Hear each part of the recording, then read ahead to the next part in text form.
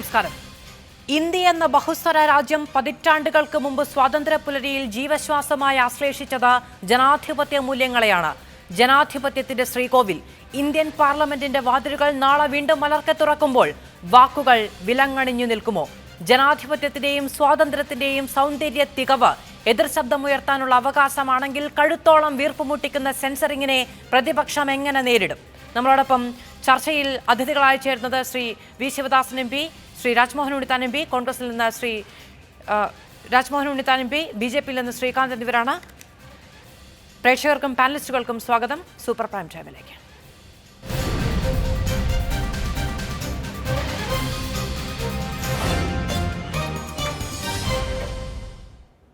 ആദ്യം Shri Rajmohan Unnithan M P, എന്താണ് പ്രതിപക്ഷം ലക്ഷ്യമിടുന്നത്? വലിയ തോതിലുള്ള സെൻസറിംഗ് വരുന്നു, ഇന്ന വാക്കുകൾ ഉപയോഗിക്കരുത് എന്ന് പറയുന്നു, പ്ലക്കാർഡുകൾ, ലഘുലേഖകൾ തുടങ്ങിയവയൊന്നും പ്രതിഷേധത്തിന്റെ ഭാഗമായി ഉപയോഗിക്കരുത്, പാർലമെന്റിന്റെ പരിസരം ഒരു തരത്തിലുള്ള പ്രതിഷേധങ്ങൾക്കും ഉപയോഗിക്കരുത് തുടങ്ങിയ ഒട്ടേറെ വിലക്കുകളുണ്ട്.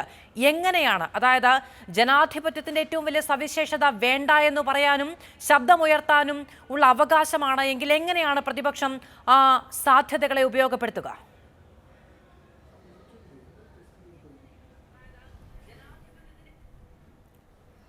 മാധു,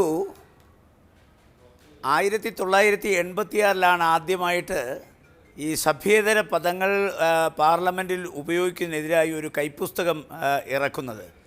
അതിനുശേഷം കാലാകാലങ്ങളിൽ സഭയ്ക്കകത്ത് സെഷൻ നടക്കുമ്പോൾ MP-മാർ ഉപയോഗിക്കുന്ന പദപ്രയോഗങ്ങൾ, ആ പദപ്രയോഗങ്ങൾ സഭയുടെ റെക്കോർഡുകളിൽ നിന്ന് റിമൂവ് ചെയ്യുന്നത്, ആ റിമൂവ് ചെയ്യുന്ന പദങ്ങളാണ് അടുത്ത പ്രാവശ്യം സ്വാഭാവികമായി കൈപ്പുസ്തകമായി വരാറുള്ളത്. ഇവിടെ അങ്ങനെയല്ല സംഭവിച്ചിരിക്കുന്നത്. 1986 തൊട്ടുള്ള ചരിത്രത്തിന് വിപരീതമായി ഇപ്പോൾ ഒരുപാട് പദങ്ങളാണ് ഈ നിർവചനത്തിൽ, അതായത് സഭ്യേതര പദങ്ങൾ എന്നുള്ളതിൻ്റെ നിർവചനത്തിൽ പെടുത്തിയിരിക്കുന്നത്. എന്ന് പറഞ്ഞാൽ ഇപ്പോൾ അഴിമതി എന്നുള്ള വാക്ക് പാർലമെൻറ്റ് ഉപയോഗിക്കാൻ പാടില്ല. അതുപോലെ തന്നെ പല പദങ്ങളും സ്ഥിരമായി പാർലമെൻറ്റ് അംഗങ്ങൾക്ക് ഉപയോഗിക്കേണ്ടി വരുന്ന പദങ്ങൾ, നമ്മൾ തിരഞ്ഞെടുക്കപ്പെടുന്ന പാർലമെൻറ്റ് അംഗങ്ങൾ ജനാധിപത്യത്തിൻ്റെ ശ്രീകോവിലാണ്. ലോകത്തിലെ ഏറ്റവും വലിയ നിയമനിർമ്മാണ സഭയാണ് ഇന്ത്യൻ പാർലമെൻറ്റ്. അപ്പോൾ ജനകീയ വിഷയങ്ങൾ പാർലമെൻറ്റിൽ അവതരിപ്പിക്കാനാണല്ലോ MP-മാരെ ജനങ്ങൾ തിരഞ്ഞെടുത്ത് പാർലമെൻറ്റിലേക്ക് അയക്കുന്നത്.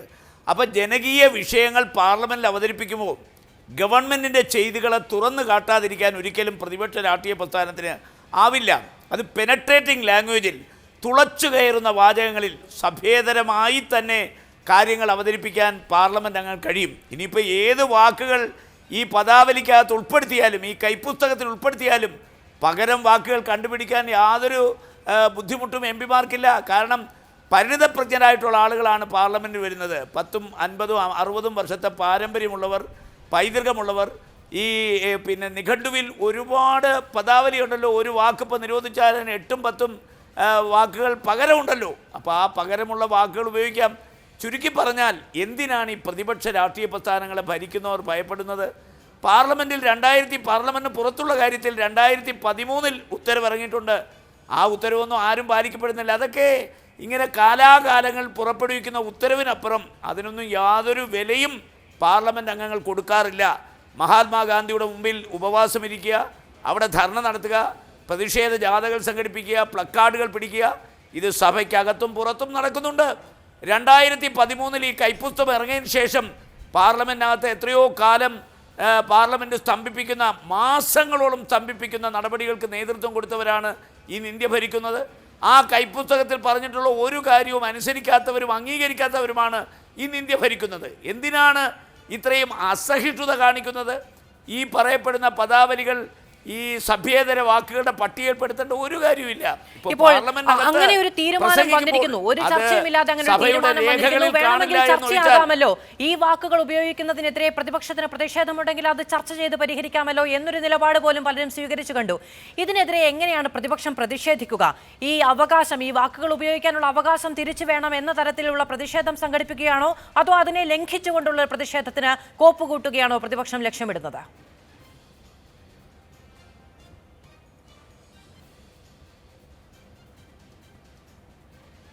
മാധു, സഭയ്ക്കകത്ത് പ്രസംഗിക്കുന്ന വാക്കുകൾ, ഈ പറഞ്ഞിരിക്കുന്ന വാക്കുകൾ സഭാരേഖകളിൽ നിന്ന് നീക്കം ചെയ്യുമെന്നുള്ളതാണ് ഗവൺമെൻറ് പക്ഷം.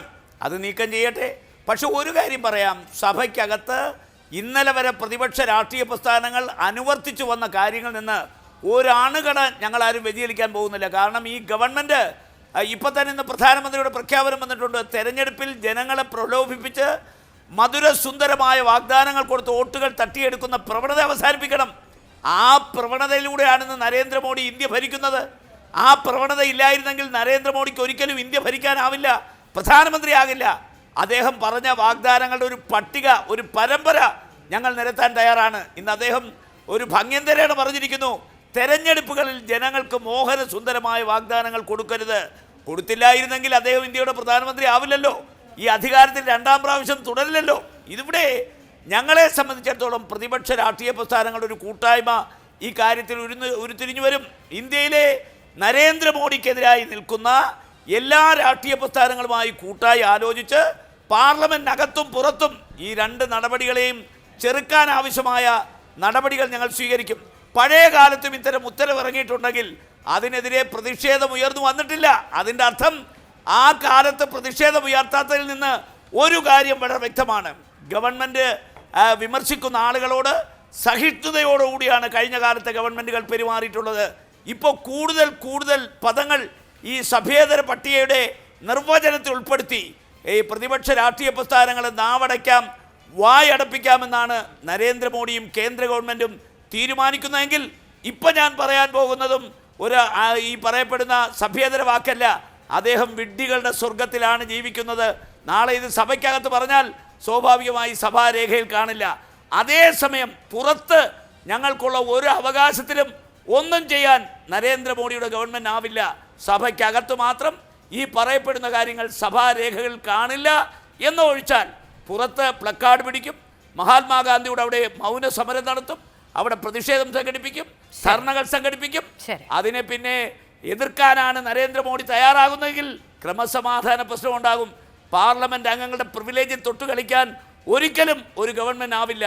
അതുകൊണ്ട് ഈ പുറത്തെ ഉത്തരവ് ഞങ്ങൾ മുഖവിലേക്ക് എടുക്കുന്നില്ല. അകത്ത് ഈ പറയപ്പെടുന്ന സഭ്യേതര വാക്കുകളുടെ നിർവചനത്തിൽ കൂടുതൽ പദാവലികൾ എഴുതി ചേർത്തത് ശുദ്ധ അസംബന്ധമാണ്. ഇത് പ്രതിപക്ഷത്തിൻ്റെ വായടപ്പിക്കാനാണ്. നരേന്ദ്രമോദി വിമർശനങ്ങളെ ഭയപ്പെടുന്നു എന്നുള്ള ഒറ്റ കാരണം കൊണ്ടാണ്. ശരി, ഞാൻ അങ്ങേലേക്ക് തിരികെ വരാം. ശ്രീ ശിവദാസൻ എം പി, ഇപ്പോൾ പാർലമെന്റ് എന്ന് പറയുന്നത് ജനങ്ങൾ തിരഞ്ഞെടുത്ത് അയക്കുന്ന അവരുടെ വികാരങ്ങളും അവരുടെ പ്രതിഷേധങ്ങളും അവരുടെ ആഗ്രഹങ്ങളും അവരുടെ അവകാശങ്ങളും ഒക്കെ സംരക്ഷിക്കാനുള്ള ജനപ്രതിനിധികൾ കൂടി ചേർന്നിരുന്ന് അവർക്ക് വേണ്ടി ജനങ്ങൾക്ക് വേണ്ടി എന്നുള്ളതാണല്ലോ പ്രവർത്തിക്കുന്ന ഒരു സ്ഥലമാണ്. അവിടെ പ്രതിഷേധങ്ങൾക്ക് സാധ്യതയില്ല എന്ന് വരുന്നത് തന്നെ ആ ജനാധിപത്യം എന്ന് പറയുന്ന അടിസ്ഥാന മൂല്യത്തിന്റെ ലംഘനം എന്നുള്ളതാണ്. പ്രതിഷേധത്തിന് ഇടയില്ലാത്തിടത്ത് എവിടെയാണ് സാർ സ്വാതന്ത്ര്യം? പ്രതിഷേധത്തിന് ഇടയില്ലാത്തിടത്ത് എവിടെയാണ് ജനാധിപത്യം? ഇന്ത്യൻ പാർലമെന്റ് എന്നുള്ളത് ചർച്ചയുടെയും സംവാദങ്ങളുടെയും കേന്ദ്രമാണ്. അതിനെ അങ്ങനെയല്ലാതെയാക്കി മാറ്റി തീർക്കേണ്ടത് നിലവിൽ കേന്ദ്രത്തിൽ അധികാരത്തിലിരിക്കുന്ന ഭരണകക്ഷിയുടെ താല്പര്യമാണ്. അപ്പോൾ യൂണിയൻ ഗവൺമെൻറ് ആ താല്പര്യം വെച്ചുകൊണ്ട് പ്രവർത്തിക്കുകയാണ്. പക്ഷേ അവരെത്രമേൽ അടിച്ചമർത്താൻ ശ്രമിച്ചാലും എത്രമേൽ ഇല്ലാതാക്കാൻ ശ്രമിച്ചാലും ചർച്ചകളും സംവാദങ്ങളും ഉയർത്തിക്കൊണ്ട് തന്നെ ജനകീയ വിഷയങ്ങളുമായി പാർലമെൻറ്റിലേക്ക് പ്രതിപക്ഷ രാഷ്ട്രീയ പാർട്ടികളിൽ നിന്ന് ആളുകളെത്തും. ഇന്ത്യ ഗവൺമെൻറ്റിൻ്റെ ഏറ്റവും ജനവിരുദ്ധമായ നയങ്ങൾ തുറന്നു കാണിക്കുന്നതിന് വേണ്ടിയുള്ള തീവ്രശ്രമം നടത്തും. അത് വിലവർദ്ധനവിൻ്റെ ഉദാഹരണം എടുക്കാം. ഇന്ന് രാജ്യത്തിലെ വിലവർദ്ധനവ് എന്ന് പറയുന്നത് അതിൻ്റെ പരമകാഷ്ഠയിലെത്തിക്കൊണ്ടിരിക്കുകയാണ്. നോക്കുക, നമ്മുടെ പാചകവാതകത്തിൻ്റെ വില സിലിണ്ടറിന് 1170 നിൽക്കുകയാണ്. നരേന്ദ്രമോദി അധികാരത്തിൽ വരുമ്പോൾ അന്ന് പറഞ്ഞിരുന്നത് എന്തായിരുന്നു? പാചകവാതകത്തിൻ്റെ വില ഞങ്ങൾ കുറച്ച് ജനങ്ങളെയെല്ലാം സഹായിക്കുമെന്നായിരുന്നു. പക്ഷേ ഇന്ന് വിലവർദ്ധനവ് വലിയ നിലയിൽ ജനങ്ങളെ ബുദ്ധിമുട്ടിക്കുന്നു. പെട്രോളിൻ്റെ ഡീസലിൻ്റെ വില നാം ഏറെ ചർച്ച ചെയ്തിട്ടുള്ള കാര്യങ്ങളാണ്. അത് മോദി നേരത്തെ പ്രതിപക്ഷത്തുണ്ടായിരുന്ന സമയത്ത് പറഞ്ഞു ഗവൺമെൻറ്റിൻ്റെ കഴിവുകേടാണ് ഈ വിലവർദ്ധനവിൻ്റെ അടിസ്ഥാനമെന്നായിരുന്നു. ഇന്ന് വിലവർദ്ധനവിനാൽ ജനങ്ങൾ വലഞ്ഞുകൊണ്ടിരിക്കുകയാണ്. അതിനൊപ്പം ഞങ്ങൾ ചർച്ചയിലേക്ക് കൊണ്ടുവരാൻ ഉദ്ദേശിക്കുന്ന വിഷയങ്ങളിലൊന്നാണ് അഗ്നിപത്. ഈ രാജ്യത്തിൻ്റെ ചരിത്രത്തിൽ ആദ്യമായിട്ട് അഗ്നിപതിലൂടെ രാജ്യത്ത് മിലിറ്ററി സെക്ടറിൽ കോൺട്രാക്ടറൈസേഷൻ നടപ്പിലാക്കുകയാണ്, കരാർവൽക്കരണം നടപ്പിലാക്കുകയാണ്. കരാർവൽക്കരണത്തിൻ്റെ ഭീകരത എന്നുള്ളത് മിലിറ്ററി മേഖലയിൽ കരാർവൽക്കരണം നടത്തുന്നതിനോടുകൂടി തൊഴിലവസരമില്ലാതാകും എന്നുള്ളത് മാത്രമല്ല, രാജ്യത്തിൻ്റെ സുരക്ഷയെ തന്നെ ബാധിക്കുന്ന ഒരു വിഷയമായിട്ടാണ് അത് നിൽക്കുക. ഇന്ത്യൻ പാർലമെൻറ്റിൽ ഞാൻ തന്നെ ചോദിച്ചിട്ടുള്ളൊരു ചോദ്യത്തിന് ഗവൺമെൻറ് തന്നിട്ടുള്ള ഉത്തരവെന്നുള്ളത് 1,26,000 ഒഴിവുകൾ ആർമിയിലുണ്ട് എന്നുള്ളതായിരുന്നു. പക്ഷേ ഇതെങ്ങനെ ചൂണ്ടിക്കാണിക്കും? അതായത് കഴിവില്ലാത്ത അല്ലെങ്കിൽ കഴിവില്ലാത്ത ഒരു കാര്യമാണ്, അല്ലെങ്കിൽ കൃത്യമായി ഇതിനെ എതിരെയുള്ള നടപടി സ്വീകരിക്കാനുള്ള നിലപാടില്ലാത്ത ഒന്നാണ്, അല്ലെങ്കിൽ എന്തെങ്കിലും തരത്തിലുള്ള അഴിമതിയാണ് തുടങ്ങിയ കാര്യങ്ങളൊന്നും നിലവിൽ ഈ സെൻസറിങ്ങിന്റെ ഭാഗമായി വെട്ടപ്പെട്ട വാക്കുകൾ ഉപയോഗിച്ച് മാത്രമേ നിങ്ങൾക്ക് ചൂണ്ടിക്കാണിക്കാൻ കഴിയുള്ളൂ. നിങ്ങൾ എങ്ങനെയാണ് അത് ചൂണ്ടിക്കാണിക്കുന്നൊരു ചോദ്യമുണ്ട്. ഞാൻ പറഞ്ഞത് ഇവിടെ ഞാൻ സൂചിപ്പിച്ചുകൊണ്ട് ഈ വിഷയങ്ങളൊക്കെ ഞങ്ങൾ ഉയർത്തും. ഈ വിഷയങ്ങൾ ഉയർത്തുമ്പോൾ ഞങ്ങൾ ജനങ്ങളുടെ ഭാഷയിൽ സംസാരിക്കും. ജനങ്ങളുടെ ഭാഷ എങ്ങനെയെല്ലാം സെൻസർ ചെയ്യാൻ നിങ്ങൾ ശ്രമിച്ചാലും ആ ഭാഷ ആത്യന്തികമായി അത് ജനങ്ങളുടെ മനസ്സിൽ നിൽക്കും. ജനകീയ രാഷ്ട്രീയത്തെ അത് പുഷ്ടിപ്പെടുത്തുകയും ചെയ്യും. നിങ്ങൾ ഓർമ്മിക്കുക, പണ്ട് പാലി ഭാഷയിലായിരുന്നു ബുദ്ധൻ ജനങ്ങളോട് സംസാരിച്ചത്. പാലി ഭാഷയിലായിരുന്നു ബുദ്ധൻ്റെ രചനകൾ ഉണ്ടായത്. അത് മനസ്സിലാക്കേണ്ടത് അന്ന് സംസ്കൃത ഭാഷ പ്രാമാണിക ഭാഷയെ അടിച്ചേൽപ്പിക്കപ്പെടുന്ന ഘട്ടത്തിൽ സംസ്കൃതത്തിൽ മാത്രം സവർണരും സമ്പന്നരുമായിട്ടുള്ള അക്കാലത്തെ ജനവിഭാഗങ്ങൾ സംസാരിച്ചപ്പോൾ പാലിയിലായിരുന്നു ബുദ്ധൻ്റെ സൃഷ്ടികൾ എന്നുള്ളത് ഓർമ്മിക്കുക. ആ സൃഷ്ടികളിലൂടെ ജനങ്ങളോട് സംവദിക്കുകയായിരുന്നു, ജനങ്ങളുടെ ഇടയിലേക്ക് നടന്നെടുക്കുകയായിരുന്നു ബുദ്ധൻ ചെയ്തത്. അതുകൊണ്ട് ജനങ്ങളുടെ ഭാഷയിൽ സംസാരിക്കുന്നവരാണ്, ജനങ്ങളോട് ചേർന്ന് നിൽക്കുന്നവരാണ് ജനകീയ രാഷ്ട്രീയത്തിൻ്റെ വക്താക്കളായി എല്ലായിടത്തും വിജയത്തിൻ്റെ വെന്നിക്കൊടി പാടിക്കുക എന്നുള്ളത് നാം ഓർമ്മിക്കേണ്ടുന്ന കാര്യമാണ്. ഇന്ത്യൻ പാർലമെൻറ്റിനകത്ത് ജനങ്ങളുടെ ഭാഷ, ജനങ്ങൾ നിത്യജീവിതത്തിൻ്റെ ഭാഗമായി പ്രയോഗിച്ചുകൊണ്ടിരിക്കുന്ന പ്രയോഗങ്ങൾ അതെല്ലാം നിരോധിക്കുക എന്ന് പറഞ്ഞാൽ ആ നിരോധിക്കുന്ന ആളുകളെ തന്നെ ജനങ്ങൾ ചവറ്റുകൊട്ടയിൽ എറിയപ്പെടുന്ന കാലം അതിവിദൂരമായിരിക്കില്ല.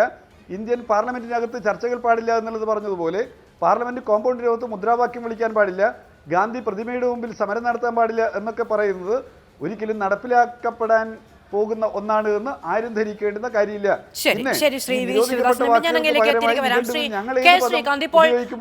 രണ്ടാം യുപിയുടെ ഒക്കെ കാലത്ത് അഴിമതി എന്ന വാക്കുകളൊക്കെ ആവർത്തിച്ചു പറഞ്ഞ് അധികാരത്തിൽ വന്ന ഒരു സർക്കാരാണ് ഇത്, അല്ലെ? മുൻ സർക്കാരുകളൊക്കെ അഴിമതി വിരുദ്ധമായിരുന്നു എന്നൊരു നിലപാട് BJPക്ക് ഇപ്പോഴുണ്ടെങ്കിൽ ശരി, അങ്ങനെ ഇല്ല എങ്കിൽ എങ്ങനെയാണ് രാജ്യത്ത് എന്തെങ്കിലും തരത്തിലുള്ള അഴിമതി ഏതെങ്കിലും ഉദ്യോഗസ്ഥരോ ജനപ്രതിനിധികളോ ചെയ്താൽ അതിനെ ഏറ്റവും കൂടുതൽ ചോദ്യം ചെയ്യപ്പെടേണ്ട ഒരു വേദിയിൽ വെച്ച് അഴിമതി എന്ന വാക്ക് ഉപയോഗിക്കാൻ പാടില്ല എന്ന തരത്തിലുള്ള ഒരു നിബന്ധന ഒരു രാജ്യത്ത്, ജനാധിപത്യത്തിൽ അടിസ്ഥാനമാക്കിയുള്ള ഒരു രാജ്യത്തുണ്ടാവുക, അത് പാർലമെന്റിൽ വരുന്ന ജനപ്രതിനിധികൾക്ക് ബാധകമാവുക, അത് അതിൻ്റെ അടിസ്ഥാനപരമായ കർത്തവ്യബോധത്തെ തന്നെ തമസ്കരിക്കുകയും നിരാകരിക്കുകയും ചെയ്യുന്നതല്ലേ? എങ്ങനെയാണ് അങ്ങനെ ഒരു നിയമം നമുക്ക് പ്രാവർത്തികമാക്കാൻ കഴിയുക?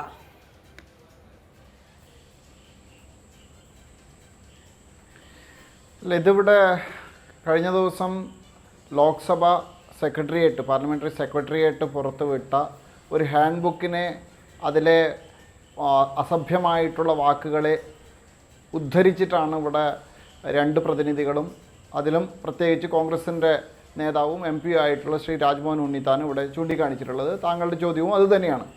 ഞാൻ ചോദിക്കട്ടെ, ഈ ഇപ്പോൾ ഏറ്റവും കൂടുതൽ ഉന്നയിക്കുന്ന ഒരു പ്രശ്നം അഴിമതി എന്നുള്ളത് അൺപാർലമെൻ്ററി വാക്കായിട്ട് ഇവിടെ ഉദ്ധരിച്ചിട്ടുണ്ട്, അല്ലെങ്കിൽ അതിനകത്ത് മെൻഷൻ ചെയ്തിട്ടുണ്ട്. അത് ശരിയാണോ എന്നുള്ളതാണ് ഏറ്റവും കൂടുതൽ ചർച്ച ചെയ്യുന്നത് കൊണ്ടാണ്. അതുകൊണ്ട് അഴിമതിയെ മൂടി വയ്ക്കാൻ വേണ്ടിയിട്ടാണ് ഈ പദത്തെ അൺപാർലമെൻ്ററി ആക്കിയത് എന്നാണ് അതിനെ ദുർവ്യാഖ്യാനം ചെയ്തത്. ഞാൻ അതിൻ്റെ മറ്റു ന്യായാന്യായങ്ങളിലേക്കെല്ലാം വരാം. അതിന് മറിച്ചൊരു ചോദ്യം ചോദിക്കാം. അഴിമതി എന്നുള്ളത് സഭ്യമാണോ? അഴിമതി ആരോപണം ഉന്നയിക്കുന്നത് അഴിമതി നടത്തിയിട്ടുണ്ടെങ്കിലാണ്. അങ്ങനെയാണെങ്കിൽ എൻ്റെ ചോദ്യം, അഴിമതി എന്നുള്ളത് കോൺഗ്രസിൻ്റെ നേതാവ് ശ്രീ രാജ്മോഹൻ ഉണ്ണിത്താനിൻ്റെ പാർട്ടിക്ക് ഭൂഷണമാണോ? അങ്ങനെ ഭൂഷണമാണെങ്കിൽ അത് സഭ്യമായിട്ടുള്ള പ്രവർത്തനമായിട്ടും അതിന് ഉപയോഗിക്കുന്ന വാക്ക് അഴിമതി എന്നുള്ളത്, കറപ്ഷൻ എന്നുള്ളത് സഭ്യമായിട്ടുള്ള വാക്കായിട്ട് അംഗീകരിച്ചോട്ടെ, ഞങ്ങൾക്ക് വിരോധമില്ല.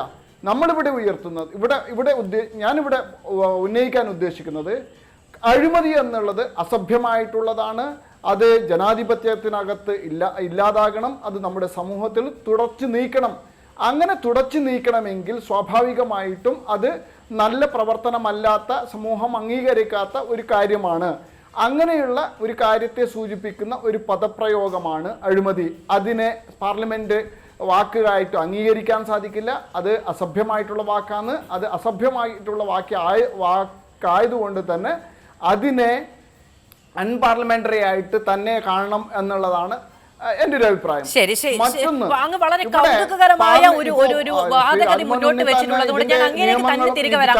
അതിനു മുമ്പ് ഞാൻ ശ്രീ ഉണ്ണിത്താനിലേക്ക് ഒന്ന് പോയിക്കോട്ടെ. അങ്ങ് വളരെ കൗതുകകരമായ ഒരു വാദഗതി മുന്നോട്ട് വെച്ചിട്ടുള്ളത് കൊണ്ടാണ് ഞാൻ ഒന്ന് ഇടപെട്ട് ശ്രീ ഉണ്ണിത്താനിലേക്ക് പോയിക്കോട്ടെ. ശ്രീ ഉണ്ണിത്താൻ, ആ ഒരു വാദഗതി കൈകാര്യം ചെയ്യുകയാണെങ്കിൽ, അല്ലെങ്കിൽ ആ ഒരു വാദഗതി എടുക്കുകയാണെങ്കിൽ നമ്മുടെ IPC-യിലൊന്നും കൊലപാതകം എന്ന വാക്ക് ഉപയോഗിക്കാൻ കഴിയില്ല. കാരണം കൊലപാതകം ഒട്ടും നമുക്ക് സ്വീകരിക്കാൻ കഴിയാത്ത അല്ലെങ്കിൽ നമുക്ക് അംഗീകരിക്കാൻ കഴിയാത്ത ഒന്നാണ്. പക്ഷെ അതിനെ സംബന്ധിച്ച് പരാമർശിക്കാതെ നമുക്ക് നമ്മുടെ IPC എഴുതി വെക്കേണ്ടി വരും. ഞാൻ എന്റെ വാക്കുകൾ ഞാൻ ഒരു ഭാഗം അഴിമതി നിരോധന നിയമം നിലവിലുള്ള ഒരു രാജ്യമാണ് ഇന്ത്യ. അഴിമതി നിരോധന നിയമം നിലവിലുള്ള ഒരു രാജ്യത്ത് അഴിമതി എന്ന വാക്ക് ഉന്നയിക്കാൻ പാടില്ല എന്ന് ശ്രീകാന്ത് പറയുമ്പോൾ ഇദ്ദേഹം ഏത് രാജ്യത്താണ് ജീവിക്കുന്നത്? നമ്മുടെ രാജ്യത്ത് ഇപ്പോൾ മാധു പറഞ്ഞ പോലെ ജനാധിപത്യത്തിനൊരു ആപ്തവാക്യം ഉണ്ടാക്കിയത് എബ്രഹാം ലിങ്കനാണ്. എബ്രഹാം ലിങ്കൻ്റെ വിശ്വവിഖ്യാതമായ ഗെറ്റിസ്ബർഗ് സ്പീച്ചിലാണ് ആദ്യമായി ജനാധിപത്യത്തിന് ഒരു ആപ്തവാക്യം ഉണ്ടായത്. ജനങ്ങൾക്ക് വേണ്ടി ജനങ്ങളാൽ തിരഞ്ഞെടുക്കപ്പെടുന്ന ജനങ്ങളുടെ ഗവൺമെൻറ്, അതാണല്ലോ ഒരു ഡെമോക്രാറ്റിക് ഫോം ഓഫ് ഗവൺമെൻറ്. ആ ഗവൺമെൻറ് ഇവിടെ അഴിമതി നിരോധന നിയമം പാസ്സാക്കിയിട്ടുണ്ട്. ഈ പറയപ്പെടുന്ന ശ്രീകാന്തേ, ഇത് ഭരിക്കുന്ന പാർട്ടിക്കെതിരെ പ്രതിപക്ഷം മാത്രമല്ല, ഇതൊരു 1000 പ്രാവശ്യം ഭരിക്കുന്ന മന്ത്രിമാർ അടക്കം പാർലമെൻറ്റിൽ പ്രതിപക്ഷത്തിനെതിരെ ഈ വാക്ക് ഉപയോഗിക്കുന്നുണ്ട്. നിങ്ങൾ ഭാർഗവൻ്റെ കൈപ്പുസ്തകം എടുത്ത് പരിശോധിച്ച് നോക്കിയോ? ഏറ്റവും കൂടുതൽ അഴിമതി എന്ന വാക്ക് ഇന്ത്യൻ പാർലമെൻറ്റ് ഉപയോഗിച്ചത് പ്രതിപക്ഷമല്ല, ഭരണപക്ഷമാണ്, പ്രതിപക്ഷത്തെ അവമാനിക്കാൻ. അപ്പം നിങ്ങൾ ഈ പറയുന്നതുകൊണ്ട് നാളെ നിങ്ങൾക്ക് ഈ വാക്കുച്ചരിക്കാൻ പറ്റില്ല. ഇത് അസഭ്യമെന്ന് നിങ്ങളോട് ആരാ പറഞ്ഞ്? ഏത് നിഘണ്ടുവിലാണ് ഇത് അശ്ലീലമെന്ന് പറഞ്ഞിരിക്കുന്നത്? എന്നുള്ള വാക്കിന്റെ ഇതിനകത്ത് ഒരിക്കലും ഈ അഴിമതി കൊണ്ടുവരാൻ പറ്റില്ല. ഞാനൊന്ന് ശ്രീകാന്തിലേക്ക് പോയിക്കൊള്ളട്ടെ. ശ്രീ രാജ്മോഹൻ ഞാൻ അങ്ങയുടെ അനുമതി ചോദിച്ചുകൊണ്ടാണ് പോകുന്നത്. ഞാൻ അദ്ദേഹത്തിന്റെ സമയം കവർന്നെടുത്തുകൊണ്ടാണ് ഞാൻ അങ്ങയിലേക്ക് തിരികെ വന്നത്. ശ്രീ കെ ശ്രീകാന്ത്, ഇങ്ങനെ ഒരു പ്രശ്നമുണ്ടല്ലോ, നമ്മുടെ നാട്ടിൽ അഴിമതി നിരോധന നിയമമുണ്ട്. അപ്പോൾ അതിന് എന്തെങ്കിലും തരത്തിലുള്ള ഭേദഗതി വരുത്തണമെങ്കിൽ നമ്മൾ എന്ത് ചെയ്യും? ഇത് പരിപാവനമല്ലാത്തൊരു വാക്കായതുകൊണ്ട് ജനാധിപത്യത്തിന്റെ ശ്രീകോവിലിൽ ചർച്ച ചെയ്യാനോ ഉച്ചരിക്കാനോ പാടില്ലാത്തൊരു വാക്കായതുകൊണ്ട് നമ്മൾ ഇനി അതിൽ തൊടില്ല എന്ന് പറയണോ? അത് ബാലിശമായൊരു വാദമായി പോയില്ലേ ശ്രീ കെ ശ്രീകാന്ത്? ഇല്ല, ഞാൻ പറയുന്ന കാര്യം പൂർത്തീകരിക്കട്ടെ. ഇവിടെ ഈ ഹാൻഡ് ബുക്ക് ഏത് സാഹചര്യത്തിലാണ് വന്നിട്ടുള്ളത്? അതിൽ പറഞ്ഞിട്ടുണ്ട്, ഇന്ത്യയിലെ പാർലമെൻ്റ് അംഗത്ത് മാത്രമല്ല, നരേന്ദ്രമോദി സർക്കാർ അധികാരത്തിൽ വന്നതിന് ശേഷം മാത്രമല്ല, അതിനു മുമ്പും ഇപ്പോഴും, അതുപോലെ തന്നെ ഇന്ത്യയിലെ മറ്റു സംസ്ഥാനങ്ങളിലെ നിയമസഭയിലും വിധാന പരിഷത്തിലൊക്കെ തന്നെ സ്റ്റേറ്റ് ലെജിസ്ലേച്ചർ കൗൺസിലൊക്കെ സഭാധ്യക്ഷന്മാർ പിന്നെ സഭ്യമല്ലാത്തത് കൊണ്ട് അവർ അതിൽ നിന്ന് എക്സ്പഞ്ച് ചെയ്തിട്ടുള്ള വാക്കുകളുടെ ഒരു ലിസ്റ്റാണ്, അതൊരു പട്ടികയാണ്. ഇതിനു മുമ്പേ ഇന്ത്യൻ ജനാധിപത്യ ശ്രീകോവിലായിട്ടുള്ള പാർലമെൻറ്റിലും സംസ്ഥാനങ്ങളുടെ ശ്രീകോവിലായിട്ടുള്ള കൗൺസിലിലും അസംബ്ലിയിലൊക്കെ സഭാധ്യക്ഷന്മാർ നീക്കം ചെയ്ത വാക്കുകളുടെ ലിസ്റ്റാണ്. എന്തിനു വേണ്ടിയിട്ടാണ്? ഇത് പറയാൻ പാടില്ല എന്നുള്ളതല്ല. നമ്മൾ എന്തിനാ അതിന് ദുർവ്യാഖ്യാനം ചെയ്യുന്നത്? ആ ഹാൻഡ് ബുക്കിൻ്റെ സ്പിരിറ്റ് എന്താണ്? ഇത് അവിടെ പാർലമെൻറ്റിൽ സംസാരിക്കുമ്പോൾ, നിയമസഭയിൽ സംസാരിക്കുമ്പോൾ, അതുപോലെ തന്നെ കൗൺസിലിൽ സംസാരിക്കുമ്പോൾ ഇത്തരം പദപ്രയോഗങ്ങൾ വന്നിട്ടുണ്ടെങ്കിൽ അവർ സഭാധ്യക്ഷന്മാരുടെ ശ്രദ്ധയിൽപ്പെടുത്തിയിട്ട് അത് സഭാധ്യക്ഷന്മാരാണ്, അത് കൺസേൺ ഹൗസിൻ്റെ സഭാധ്യക്ഷന്മാരാണ് അത് റെക്കോർഡിൽ നിന്ന് നീക്കം ചെയ്യണോ വേണ്ടയോ എന്ന് തീരുമാനിക്കേണ്ടത്. അതുകൊണ്ട് ആ പദപ്രയോഗമേ പാടില്ല എന്നുള്ളതില്ല. അത് നമ്മൾ അതിനെ പൂർണ്ണമായിട്ടും മനസ്സിലാക്കാതെയോ അല്ലെങ്കിൽ മനസ്സിലാക്കിയിട്ട് അത് സർക്കാരിനെതിരായിട്ട്, നരേന്ദ്രമോദി സർക്കാരിനെതിരായിട്ട് ഒരു പ്രയോഗിക്കാൻ വേണ്ടിയിട്ടുള്ള അല്ലെങ്കിൽ ജനങ്ങൾക്കിടയിൽ ഒരു തെറ്റിദ്ധാരണ പരത്താൻ വേണ്ടിയിട്ടുള്ള ഒരു ശ്രമമായിട്ട് ഇതിനെ കാണുന്നു. ദുർവ്യാഖ്യാനമാണ് ഇപ്പോൾ ചെയ്യുന്നത്. തീർച്ചയായിട്ടും അത്തരം പദപ്രയോഗങ്ങൾ പാടില്ല എന്നുള്ളതല്ല. ഇനിയിപ്പോൾ അത്തരം പദപ്രയോഗങ്ങൾ, ഈ പട്ടികയിലുള്ള പദപ്രയോഗങ്ങൾ ചെയ്തിട്ടുണ്ടെങ്കിൽ അതിനെ സഭ റെക്കോർഡിൽ നിന്ന് നീക്കം ചെയ്യണോ വേണ്ടയോ എന്ന് തീരുമാനിക്കേണ്ടത് ആ സഭയുടെ പ്രിസൈഡിങ് ചെയ്യുന്ന സ്പീക്കർ അല്ലെങ്കിൽ ആ സ്ഥാനത്തിരിക്കുന്ന ആൾക്കാരാണ്.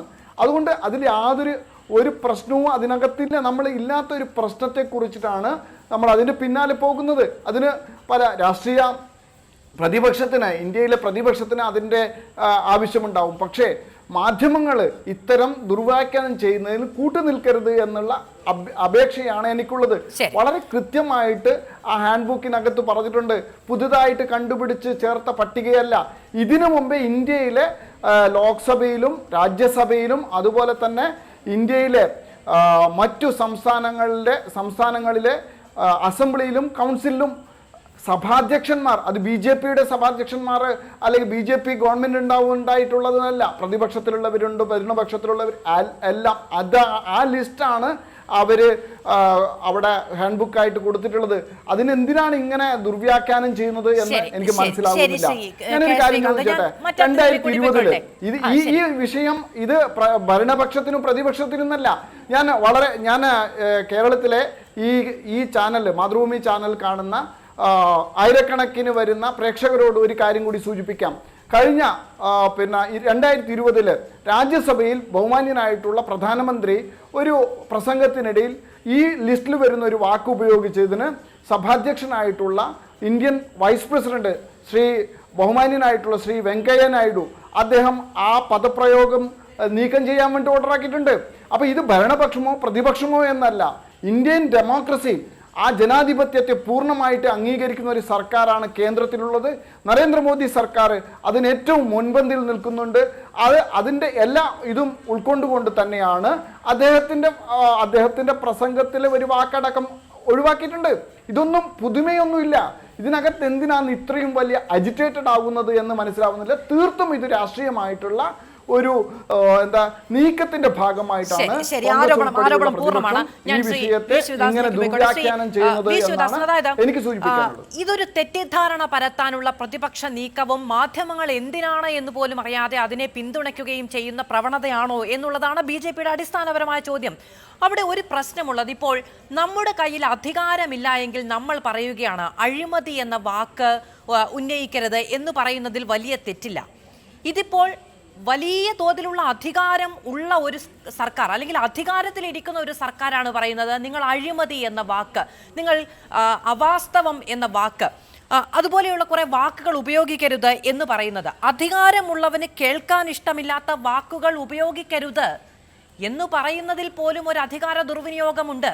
അത് ആരുടെയെങ്കിലും ഉദ്ദേശശുദ്ധി എന്നതിനപ്പുറം അങ്ങനെ പറയുമ്പോൾ തന്നെ ഉണ്ടാകുന്ന ഒരു അനീതിയുണ്ട്, അങ്ങനെ പറയുമ്പോൾ തന്നെ ഉണ്ടാകുന്ന ഒരു ജനാധിപത്യ ധ്വംസനമുണ്ട്. അതെന്തുകൊണ്ടാണ് വളരെ സ്വാഭാവികമായ ഒരു കാര്യം മനസ്സിലാകാതെ പോകുന്നത്? ഇവിടെ ഇദ്ദേഹം പറഞ്ഞിട്ടുള്ളതിനകത്ത് വസ്തുതാവിരുദ്ധമായിട്ടുള്ള കുറേ കാര്യങ്ങളുണ്ട്. അതിലൊന്നെന്താണെന്ന് വെച്ചാൽ, അഴിമതിയെക്കുറിച്ച് അദ്ദേഹം പറഞ്ഞു നല്ല പദങ്ങൾ അല്ലാത്തതുകൊണ്ടാണ് ഞങ്ങളിങ്ങനെ മാറ്റിയതെന്ന് പറഞ്ഞതിന് അങ്ങ് തന്നെ ഇടപെട്ട് അതിന് വിശദീകരണം കൊടുത്തിട്ടുണ്ട്. ഇവിടെ ഉള്ള വിഷയം എന്താ, ഈ ഉത്തരവിനെ ഈ രാജ്യത്ത് ജനങ്ങൾ എങ്ങനെ കാണുന്നു? ജനങ്ങൾ ഇതിനെ അവജ്ഞയോടെ കാണുകയാണ്. ഇന്ത്യയിലെ പ്രതിപക്ഷ പാർട്ടികൾ ഇതിനെ മുഖവിലൊക്കെ എടുക്കാതെ പ്രവർത്തിക്കും. ഞങ്ങളൊന്നും ഇതിനെ സാധാരണ നമ്മൾ പുല്ല് വില കൊടുക്കുക എന്ന് പറയില്ല, ഒരു വില ഇതിന് കൊടുക്കില്ല. ഇതൊന്നും നോക്കിയിട്ട് സംസാരിക്കാൻ പോകും ആരെങ്കിലും? പാർലമെൻറ്റിൽ ഞങ്ങൾ ജനകീയ വിഷയം ഉന്നയിക്കും, ജനകീയ പ്രശ്നങ്ങൾ ഉപയോഗിക്കും. ഇദ്ദേഹം പറയുന്നത് മോഡിയുടെ പ്രസംഗത്തിൻ്റെ ഒരു ലൈൻ നീക്കം ചെയ്തു എന്നുള്ളതാണ്. യഥാർത്ഥത്തിൽ മോഡിയുടെ പ്രസംഗത്തിൻ്റെ പൂർണ്ണഭാഗവും ഡിലീറ്റ് ചെയ്യണ്ടേ? കാരണം എന്താ വെച്ചാൽ പറഞ്ഞിട്ടുള്ള കാര്യങ്ങൾ മുഴുവൻ എന്താണ്, 12 ലക്ഷം കൊടുക്കുന്നു പറഞ്ഞിട്ട് നടപ്പിലാക്കിയോ? ജനങ്ങൾക്ക് തൊഴിൽ കൊടുക്കുന്നു പറഞ്ഞാൽ നടപ്പിലാക്കിയോ? വ്യവസായ സ്ഥാപനങ്ങളെല്ലാം വിറ്റഴിച്ചുകൊണ്ടിരിക്കുകയല്ലേ? പൊതുമേഖലയിൽ ഒരു സ്ഥാപനമെങ്കിലും ആരംഭിക്കാൻ കഴിഞ്ഞു? ഇങ്ങനെ വസ്തുതാവിരുദ്ധമായിട്ടുള്ള കണക്കുകൾ അവതരിപ്പിച്ചിട്ടുള്ള പ്രസംഗത്തിൻ്റെ പൂർണ്ണഭാഗവും ഡിലീറ്റ് ചെയ്യേണ്ടതായിരുന്നു. ഒരു വരി ഡിലീറ്റ് ചെയ്തു എന്ന് അദ്ദേഹം സമ്മതിച്ചു തന്നെ വലിയ കാര്യം. ഇതിൽ മറ്റൊരു വിഷയം എന്താണ്, ജനകീയ പ്രശ്നങ്ങൾ ഉന്നയിച്ചുകൊണ്ട് സംസാരിക്കുന്ന വേളയിൽ ഇവർക്ക് എന്ന് പറഞ്ഞാൽ ഭരണപക്ഷത്തിരിക്കുന്ന ആളുകൾക്ക് ഇടപെടാനും പ്രസംഗം അലങ്കോലപ്പെടുത്താനും ഒരവസരം കൊടുക്കുകയാണ്. അഴിമതി എന്ന പദം പ്രയോഗിക്കുന്ന സമയത്ത്, ഈ തെറ്റായ കാര്യമൊന്ന് ചൂണ്ടിക്കാണിക്കുന്ന സമയത്ത് ഉടൻ എഴുന്നേറ്റ് നിന്നിട്ട് അൺപാർലമെൻ്ററി എന്ന് പറയും, പ്രസംഗം അലങ്കോലാക്കാൻ നോക്കും.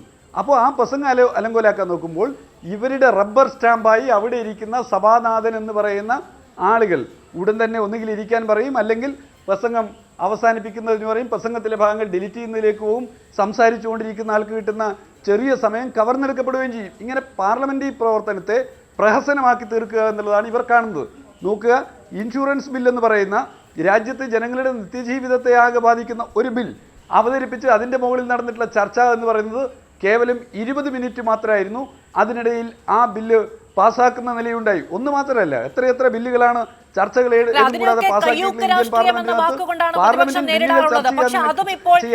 അൺപാർലമെന്ററി എന്ന് പറയുന്ന വിഭാഗത്തിലേക്ക് മാറ്റപ്പെടുകയാണ്. അപ്പോൾ എങ്ങനെയാണ് ഇനി പറയുക? ഈ പറയുന്ന ചെറിയ വാക്കുകൾക്ക്, ചെറിയ പ്രസംഗത്തിന് അനുവദിച്ചു കിട്ടിയിരിക്കുന്ന സമയത്ത് ഭരണപക്ഷത്ത് നിന്ന് വലിയ ബഹളമുണ്ടായാൽ എങ്ങനെയാണ് അതിനെ പ്രതിഷേധിക്കുക, എങ്ങനെയാണ് അതിനെ പ്രതിരോധിക്കുക? ബ്രിട്ടീഷ് പാർലമെന്റിൽ കളവ് പറയുന്ന ആൾ എന്നുള്ളതിന് പകരം സത്യം പറയുന്നതിനും പിശക് കാണിച്ച ആൾ എന്നുപയോഗിച്ച് പ്രസംഗിച്ചതിനെക്കുറിച്ച് ചില കുറിപ്പുകൾ അങ്ങുൾപ്പെടെയുള്ള ആളുകൾ കണ്ടിട്ടുണ്ടാവുമല്ലോ. അപ്പം ഓരോ വാക്കിനും പുതിയതായി വാക്കുകൾ ഉണ്ടാക്കുക എന്ന് പറഞ്ഞാൽ, സിച്ചിന് വൈദ്യുതി ആഗമന വിതരണ കേന്ദ്രമെന്നുള്ളതിൽ പറയുന്നത് പോലെ നീണ്ട വാക്കുകൾ ഉപയോഗിക്കേണ്ടി വരിക എന്ന് പറയുന്നത് സ്വാഭാവികമായിട്ട് സമയനഷ്ടത്തിനിടയാക്കുന്ന കാര്യമാണ്. അപ്പോൾ ഏറ്റവും ജനങ്ങൾക്കറിയാവുന്ന പരിചിതമായിട്ടുള്ള ഏറ്റവും ചെറിയ വാക്കുകളിൽ കാര്യം പറയുമ്പോഴാണ് ഏറ്റവും തീക്ഷണമായിട്ട് കാര്യങ്ങൾ പ്രതിഫലിപ്പിക്കുന്നതിന് കഴിയുക. കുറഞ്ഞ സമയത്തിനുള്ളിൽ കൂടുതൽ കാര്യങ്ങൾ പറയുന്നതിന് നമുക്ക് സാധ്യമാവുക. അത് ഇല്ലാതാക്കുന്നു എന്നുള്ളതാണ് ഒന്നാമത്തെ വിഷയം. രണ്ടാമത്തെ, ഇന്നത്തെ കാലത്ത് ജനാധിപത്യത്തെക്കുറിച്ച് ചർച്ച ചെയ്യുന്ന വേളയിൽ നാം കാണേണ്ടുന്ന പ്രധാനപ്പെട്ട കാര്യം എന്താണ്? പരമാവധി കാര്യങ്ങൾ തുറന്ന മനസ്സോടുകൂടി ജനങ്ങളുടെ ഇടയിലേക്ക് എത്തട്ടെ. എന്തിനാണ് മുറിച്ചു കളയുന്നത്? എന്തിനാണ് നിങ്ങൾ വാക്കുകൾ പറയുമ്പോൾ ഭയപ്പെടുന്നത്? അതുകൊണ്ട് പരമാവധി തുറന്ന നിലയിലുള്ള ചർച്ചകൾ ജനാധിപത്യത്തിൻ്റെ ഉള്ളടക്കം സംരക്ഷിക്കുന്ന നിലയിൽ നമുക്ക് പാർലമെൻറ്റിനകത്ത് നടത്തണം. ജനാധിപത്യത്തെക്കുറിച്ച് നല്ല അവബോധമുള്ള, വാക്കുകളിൽ സൂക്ഷ്മതയും കണിശതയുമുള്ള ആളുകളാണ് ജനങ്ങളുടെ പ്രതിനിധികൾ എന്ന നിലയിൽ വിലയിരുത്തിക്കൊണ്ട് വേണം ചർച്ചകൾ സംഘടിപ്പിക്കുന്ന ഇടങ്ങൾ ഈ വാക്കുകളിൽ മാത്രം ഒതുങ്ങി നിൽക്കുന്ന ഒന്നല്ല ജനങ്ങളുടെ പ്രതിഷേധവും വികാരവും പാർലമെന്റിൽ പ്രതിഫലിപ്പിക്കാനുള്ള അവകാശത്തിന് മേലുള്ള കടന്നുകയറ്റം എന്ന് പറയുന്നത്. ശ്രീ രാജ്മോഹൻ ഉണ്ണിത്താൻ, ഇപ്പോൾ ഈ പാർലമെന്റ് ചേരുന്നതിന് തൊട്ട് മുന്നോടിയായി നടന്ന ഒരു വലിയ വിവാദം എന്ന് പറയുന്നത് ഈ പ്രവാചക നിന്ദയുമായി ബന്ധപ്പെട്ട കാര്യമാണ്. നൂപുർ ശർമ്മ നടത്തിയ പരാമർശങ്ങളൊക്കെയാണ്. നോക്കൂ, ഈ വിഷയം പാർലമെന്റിൽ ചർച്ചയാവുകയാണെങ്കിൽ നമുക്ക് മുന്നിൽ കുറെ വാക്കുകളുണ്ട്. അതായത് ലജ്ജിച്ചു എന്ന വാക്ക് ഉപയോഗിക്കാൻ കഴിയില്ല. ലോകരാജ്യങ്ങൾക്ക് മുന്നിൽ ഇന്ത്യ ലജ്ജിക്കേണ്ടി വന്നു എന്ന് പ്രതിപക്ഷ നേതാക്കൾ ആകമാനം പല സദസ്സുകളിൽ പറഞ്ഞു. പക്ഷെ പാർലമെന്റിൽ പറയാൻ കഴിയില്ല. കലാപമുണ്ടായി രാജ്യത്ത്, അതിന്റെ പേരിൽ എന്ന് പറയാൻ കഴിയില്ല. കലാപം എന്ന വാക്കിന് എതിർപ്പുണ്ട്. രക്തച്ചൊരിച്ചിലുണ്ടായി എന്ന് പറയാൻ കഴിയില്ല. അത് ഇന്ത്യയുടെ ഒരു ജനാധിപത്യ മതേതര സ്വഭാവത്തിന് കളങ്കമുണ്ടാക്കി എന്ന് പറയാൻ കഴിയില്ല. ആ പ്രവൃത്തി ഒരു വിഡ്ഢിത്തമായിരുന്നു എന്ന് പറയാൻ കഴിയില്ല. സുപ്രീം കോടതി അടക്കം പറഞ്ഞു ഇതിനൊക്കെ കാരണം നൂപുർ ശർമ്മയാണെന്ന്. പക്ഷേ വിനാശകാരി എന്ന വാക്ക് ഉപയോഗിക്കാൻ കഴിയില്ല. അപ്പോൾ ഇത് ചില വാക്കുകൾ മാത്രമല്ല, വാക്കുകൾ പ്രതിഫലിപ്പിക്കുന്ന രാഷ്ട്രീയത്തിന് കൂടിയുള്ള വിലക്കാണ്. തീർച്ചയായിട്ടും മാധു പറഞ്ഞതിനോട് ഞാൻ പൂർണ്ണമായി യോജിക്കുകയാണ്. നമ്മൾ സ്വാതന്ത്ര്യം നേടിയെടുത്തിട്ട് ഇപ്പോൾ 75 വർഷമായി. ആസാദി കാ അമൃത് മഹോത്സവ് നടന്നുകൊണ്ടിരിക്കുകയാണ്. ഈ 75 വർഷത്തിനിടയ്ക്ക് ഇത്തരമൊരു വിവാദം ഇന്ത്യയിൽ എന്തെങ്കിലും ഉയർന്നു വന്നിട്ടുണ്ടോ? ഏതെങ്കിലും ഒരു കാലഘട്ടത്തിൽ? എന്തുകൊണ്ടാണ് ഇപ്പോൾ ഇത്തരം നിയന്ത്രണങ്ങൾ കർശനമായി വന്നത്? ഇവിടെ ഇപ്പോൾ പാർലമെൻറ്റിനകത്ത് ഒരാളെ പ്രസംഗിക്കാൻ വിളിച്ചാൽ, പ്രസംഗിക്കാൻ നമ്മൾ എഴുന്നേറ്റ് നിന്നാൽ സ്പീക്കർ നമ്മുടെ മൈക്ക് ഓൺ ചെയ്തെങ്കിലേ നമുക്ക് പ്രസംഗിക്കാനാവൂ. അല്ലെങ്കിൽ നമ്മൾ പ്രസംഗിക്കുന്നത് പാർലമെൻറ്റിൽ ആരും കേൾക്കാൻ പോകുന്നില്ല. പാർലമെൻറ്റ് അംഗം എഴുന്നേറ്റ് നിൽക്കുമ്പോൾ സ്പീക്കർ മൈക്ക് സ്വിച്ച് ഓൺ ചെയ്തെങ്കിൽ മാത്രമേ നമ്മുടെ പ്രസംഗം പാർലമെൻറ്റിനകത്തുള്ള എല്ലാ അംഗങ്ങളും കേൾക്കുകയുള്ളൂ. അത് സ്വിച്ച് ഓൺ ചെയ്യുന്നില്ലെങ്കിൽ, അവിടെ നമുക്ക് റെഡ് ലൈറ്റ് കത്തുന്നില്ലെങ്കിൽ ഒരിക്കലും നമ്മുടെ പ്രസംഗം ആരും കേൾക്കില്ല. എപ്പോൾ നമ്മുടെ പ്രസംഗം നിർത്തണമെന്ന് സ്പീക്കർക്ക് തോന്നുന്നു, അപ്പോൾ സ്പീക്കർ മൈക്ക് ഓഫ് ചെയ്യും. ഇവിടെ ഇപ്പോൾ അൺപാർലമെൻ്ററി എന്നിവർ പറയുന്ന, സഭ്യേതരമല്ലാത്ത പദം എന്നിവർ പറയുന്ന ഏതെങ്കിലും ഒരു വാക്കാരെങ്കിലും ഉച്ചരിച്ചാൽ അപ്പോൾ സ്പീക്കർക്ക് മൈക്ക് ഓഫ് ചെയ്യാം. മാത്രമല്ല, ഈ കൈപ്പുസ്തകം സകല BJP-ക്കാർ നാളെ തൊട്ട് കൊണ്ടുവരുമല്ലോ. അപ്പോൾ ആരെങ്കിലും ഒരാൾ പ്രസംഗിക്കുമ്പോൾ കൈപ്പുസ്തകത്തിൽ നോക്കി ആ വാക്ക് അൺപാർലമെൻ്ററി ആണെന്ന് പറഞ്ഞാൽ അവിടെ ബഹളം ഉണ്ടാക്കും. നമുക്കറിയാം ഈ ഒരു കാര്യം ഇപ്പോൾ പിന്നെ മാധു പറഞ്ഞുകൊണ്ട് ഞാൻ പറയാം. ജവഹർലാൽ നെഹ്റുവിനെ പാർലമെൻറ്റിനകത്ത് ഗോഡ്സെ എന്ന് വിളിച്ചിട്ടുണ്ട്. ഇന്ന് മഹാത്മാഗാന്ധിയെ വെടിവെച്ച് കൊന്ന ആ നാഥുറാം വിനായക് ഗോഡ്സെക്ക് അമ്പലം പണിയുന്നു, അദ്ദേഹത്തിന് പ്രതിമയുണ്ടാക്കുന്നു, അദ്ദേഹത്തെ തൂക്കിക്കൊന്ന ദിവസം ബലിദാന ദിവസമായിട്ട് ഇന്ത്യ ആചരിക്കുന്നു. ഇനിയിപ്പോൾ നാളെ മഹാത്മാഗാന്ധിയുടെ സ്ഥാനത്തേക്കാണ് ഗോഡ്സെ വരാൻ പോകുന്നത്. അപ്പോൾ സ്വാഭാവികമായി അത് അൺപാർലമെൻ്ററി ആണെന്ന് പറയാൻ കഴിയില്ല. ഇപ്പോൾ മാധു, നിങ്ങൾ പത്രക്കാരിപ്പോൾ എവിടെയാണ്? പത്രക്കാരെല്ലാം വിജയ് ചൗക്കിൽ കിടക്കുകയാണ്. കോവിഡ് മാറിയില്ലേ? നിങ്ങൾക്ക് പാർലമെൻറ്റിൽ കയറിക്കൂടെ? ബെൽജിയത്തിൻ്റെ പാർലമെൻറ്റിൽ സഭാ നടപടികൾ ആ നിമിഷം തന്നെ ജനങ്ങളിലെത്തിക്കുന്നു. ജനങ്ങൾ കാണട്ടെ പാർലമെൻറ്റ് അംഗങ്ങൾ പാർലമെൻറ്റിനകത്ത് എങ്ങനെയാണ് പ്രസംഗിക്കുന്നത്, എങ്ങനെയാണ് വിഷയങ്ങൾ അവതരിപ്പിക്കുന്നത്, അവരുടെ വേ ഓഫ് പ്രസൻറ്റേഷൻ, അവരുടെ സ്റ്റൈൽ ഓഫ് പ്രസൻറ്റേഷൻ അവർ ജനങ്ങൾ കാണട്ടെ. ജനങ്ങളല്ലേ ഈ MP-മാരെ തിരഞ്ഞെടുത്ത് പാർലമെൻറ്റിൽ അയച്ചത്. അപ്പോൾ ജനങ്ങൾക്ക് നേരിട്ട് പാർലമെൻറ്റിൽ നടക്കുന്ന കാര്യങ്ങൾ കാണാനുള്ള അവസരം കൊടുക്കണം. എന്തേ കൊടുക്കാത്തത്? പത്രക്കാരെ കോവിഡ് എല്ലാം പോയല്ലോ, പത്രക്കാരെ എന്താണ് അകത്ത് കയറ്റാത്ത എന്താണ്? അവർക്ക് താല്പര്യമുള്ള കുറേ ആളുകളെ അല്ലാതെ ഇപ്പം നമ്മുടെ കേരളത്തിലെ ഏതെങ്കിലും ഒരു മാധ്യമത്തിന് അകത്ത് കയറാൻ പറ്റുന്നുണ്ടോ? അപ്പോൾ മാധ്യമ വിലക്ക്, അഭിപ്രായ സ്വാതന്ത്ര്യത്തിന് കൂച്ചുവിലങ്ങിടൽ, അതുപോലെ തന്നെ ഇവർ ഈ പറയുന്ന ഈ അൺപാർലമെൻ്ററിയൻ അസഭ്യേതരമല്ലാത്ത വാക്കുകൾ, ആ വാക്കുകളൊക്കെ ഇവർക്ക് നാളെ കേൾക്കണം. 57 രാജ്യങ്ങളുടെ കൂട്ടായ്മയാണ് നൂപുർ ശർമ്മയ്ക്കെതിരെയുള്ള പ്രസ്താവനയിൽ പരസ്യമായി പ്രതികരിച്ചത്. മാത്രമല്ല സുപ്രീം കോടതി ആ സ്ത്രീയെക്കുറിച്ച് എന്താ പറഞ്ഞത് നമ്മൾ ആലോചിക്കണം. അപ്പോൾ ഇന്ത്യയുടെ പരമോന്നതമായ കോടതി പോലും പരസ്യമായി രാജ്യത്തോട് മാപ്പ് പറയണം എന്ന് എന്തുകൊണ്ട് പറഞ്ഞു? ഇന്ത്യ ഒരു മതേതര രാഷ്ട്രമാണ്. യൂണിറ്റി ഇൻ ഡൈവേഴ്സിറ്റി, നാനാത്വത്തിൽ ഏകത്വം, ബഹുസ്വരത. ആ ബഹുസ്വരതയെ തകർക്കാനാണ് നുപൂർ ശർമ്മ അത്തരം ഒരു പ്രസ്താവന ഇറക്കിയത്. ആ പ്രസ്താവനയെ തള്ളിപ്പറയാൻ ഇന്ത്യ ഭരിക്കുന്ന ഒരു മതേതര ഭരണഘടനയുള്ള ഇന്ത്യയുടെ പ്രധാനമന്ത്രിയോ ഏതെങ്കിലും നേതാവോ തയ്യാറായോ? അപ്പോൾ ഇത്തരം ചെയ്തികളെ പ്രോത്സാഹിപ്പിക്കുന്ന ഒരു പ്രവണതയാണ് പ്രധാനമന്ത്രിയും BJPയും നടത്തുന്നത്. അതുകൊണ്ട് ഇവിടെ ഇപ്പോൾ കൈപ്പുസ്തകത്തിൽ എന്ന് വന്നാലും അതവിടെ ഇരിക്കും. പക്ഷേ നരേന്ദ്രമോദിക്ക് ജനാധിപത്യ ബോധമുണ്ടെങ്കിൽ പാർലമെൻറ്റ് ഇത്തരം ഒരു തീരുമാനമെടുക്കുന്നതിന് മുമ്പ് സർവകക്ഷി യോഗം വിളിക്കണം.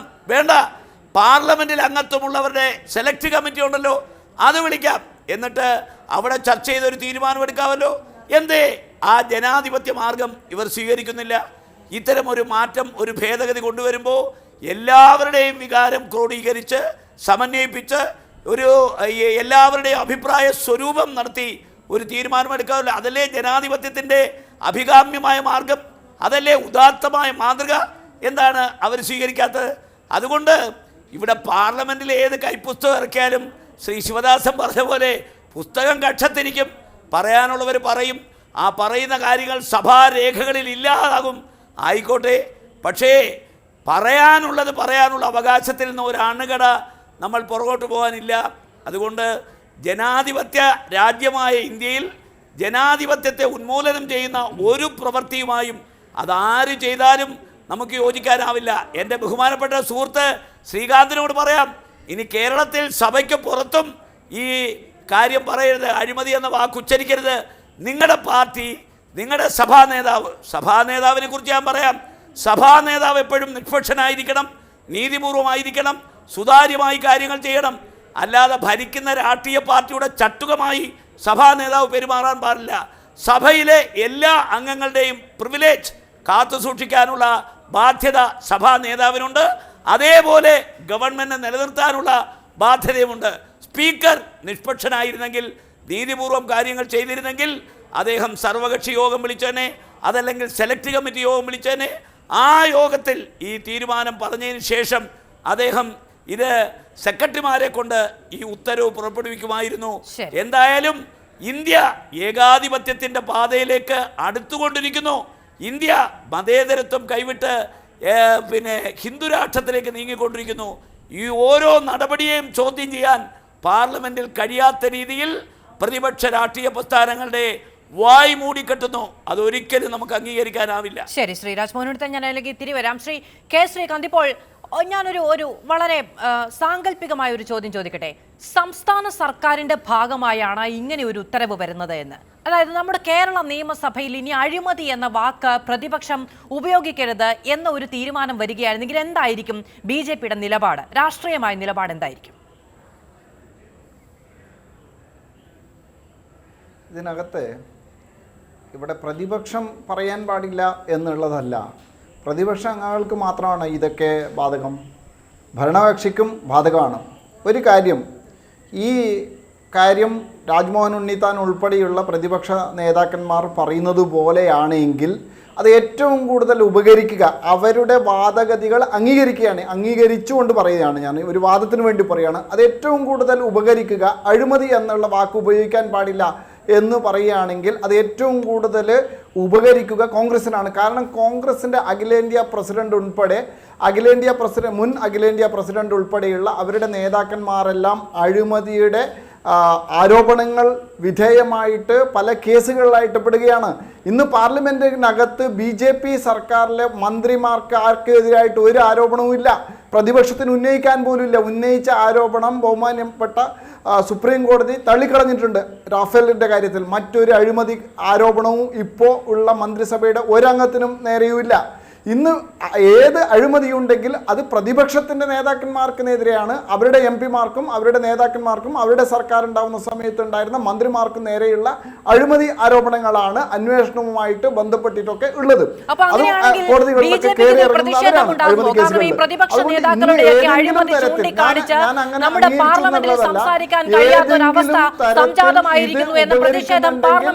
BJP അംഗങ്ങൾ ഉന്നയിക്കുമോ ശ്രീ കെ ശ്രീകാന്ത്? അതിനുള്ള സാധ്യത എത്രത്തോളമാണ്? അല്ല, BJP അംഗങ്ങളായാലും BJP അല്ലാത്ത അംഗങ്ങളായാലും ഈ പദം പ്രയോഗിക്കാൻ പാടില്ല എന്നുള്ളതല്ല. അത് ഏത് സാഹചര്യത്തിലാണ് വരുന്നത് എന്ന് നോക്കിയിട്ട് സഭാധ്യക്ഷൻ അത് നീക്കം ചെയ്യാം. നേരത്തെ ശ്രീ ശിവദാസൻ അദ്ദേഹം ഒരു വാക്ക് പറഞ്ഞു, സഭാധ്യക്ഷന് എതിരായിട്ടുള്ളത്. അത് തീർത്തും ഒരു സ്പീക്കർ പദവിക്ക് ബഹുമാനം കൊടുക്കണം, എല്ലാവരും അംഗീകരിക്കുന്നതാണ്. അതിന് വിരുദ്ധമായിട്ടാണ് അദ്ദേഹം പറഞ്ഞിട്ടുള്ളത്. ഇവിടെ ഈ നമ്മുടെ ഇന്നത്തെ ചർച്ച, മാതൃഭൂമി ചാനലിൻ്റെ ചർച്ച, ഹാൻഡ് ബുക്കിലെ ചില പദപ്രയോഗങ്ങൾ മാത്രമല്ല, അൺപാർലമെൻ്ററി എന്ന ലിസ്റ്റിൽ പദപ്രയോഗമല്ല, പാർലമെൻറ്റ് സമ്മേളനമാണ്. അതുകൊണ്ട് പാർലമെൻറ്റ് സമ്മേളനം നടക്കുമ്പോൾ ഞാൻ ഈ നാട്ടിലെ ജനങ്ങളുടെ മുമ്പിൽ ശ്രദ്ധയിൽപ്പെടുത്താൻ ആഗ്രഹിക്കുന്നത്, ഈ പാർലമെൻറ്റ് ഡെമോക്രസിയെ സംരക്ഷിക്കാൻ, ജനാധിപത്യത്തെ സംരക്ഷിക്കാൻ BJP എന്നും പ്രതിജ്ഞാബദ്ധമാണ്. ഇവിടെ ഏകാധിപത്യം അത് ആരാണ് കാട്ടിയിട്ടുള്ളത്? ഇവിടെ ഭരണഘടനയുടെ മൗലികാവകാശങ്ങളെ പൂർണ്ണമായിട്ടും സസ്പെൻഡ് ചെയ്തത് കോൺഗ്രസ് ആണ്.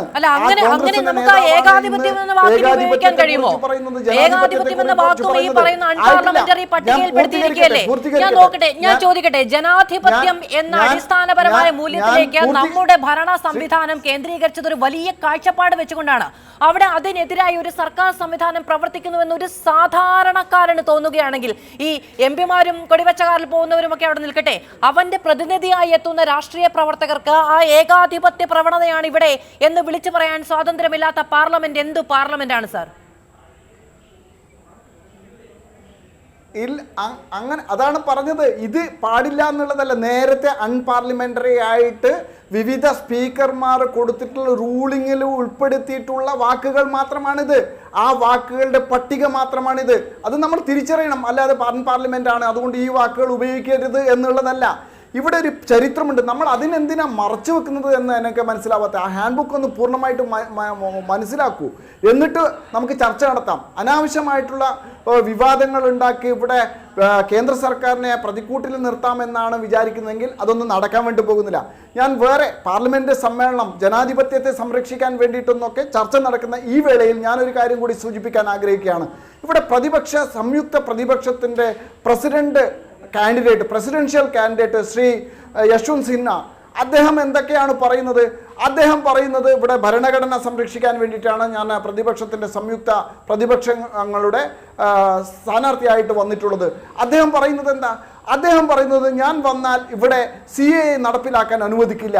ഇവിടെ ജനാധിപത്യത്തിൻ്റെ കാര്യം പറയുന്ന ജനാധിപത്യ സംരക്ഷണത്തിന് വേണ്ടി ഞാൻ പ്രസിഡന്റ് ആവാൻ വേണ്ടിയിട്ട് മത്സരിക്കുന്നു എന്ന് പറയുന്ന സംയുക്ത പ്രതിപക്ഷത്തിൻ്റെ സ്ഥാനാർത്ഥി, രാഷ്ട്രപതി സ്ഥാനാർത്ഥി പറയുകയാണ്, ഞാൻ രാഷ്ട്രപതി ആയാൽ ഇവിടെ പാർലമെന്റ് പാസ്സാക്കിയിട്ടുള്ള CAA നടപ്പിലാക്കില്ല. ഇവിടുത്തെ NDAയുടെ അദ്ദേഹത്തിൻ്റെ എതിർ വശത്ത് നിൽക്കുന്ന സ്ഥാനാർത്ഥി വെറും ഒരു റബ്ബർ സ്റ്റാമ്പാണ്, ഒരു ആദിവാസി വനിത. ഇവിടെ ഇന്ത്യയിലെ ഏറ്റവും പരമോന്നതമായിട്ടുള്ള പദവി രാഷ്ട്രപതിയിലേക്ക് വരാൻ വേണ്ടിയിട്ട് നിൽക്കുന്ന സമയത്ത് ശ്രീമതി ദ്രൗപദി മുർമു അത് വെറും റബ്ബർ സ്റ്റാമ്പ് രാഷ്ട്രപതി ആയിരിക്കും. ഇന്നലെയും ഇന്നായിട്ട് വീണ്ടും അദ്ദേഹം ആവർത്തിച്ചു പറയുന്നു. അപ്പം ജനാധിപത്യ സംരക്ഷണമല്ല ഈ പ്രതിപക്ഷത്തിൻ്റെ ഉദ്ദേശം. അവർ ഈ പാർലമെന്റ് പാസ്സാക്കിയിട്ടുള്ള നിയമത്തെ രാഷ്ട്രപതി എന്ന് പറയുന്ന ഏറ്റവും അത്യുന്നതമായിട്ടുള്ള പദവി ഉപയോഗിച്ചുകൊണ്ട് അതിനെ റദ്ദ് ചെയ്യാൻ എവിടെയാണ് അധികാരമുള്ളത്? നിങ്ങൾക്ക് വരുമ്പോൾ നിങ്ങൾ പ്രതിഷേധിക്കണം, അവർക്ക് തോന്നുമ്പോൾ അവർ പ്രതിഷേധിക്കണം.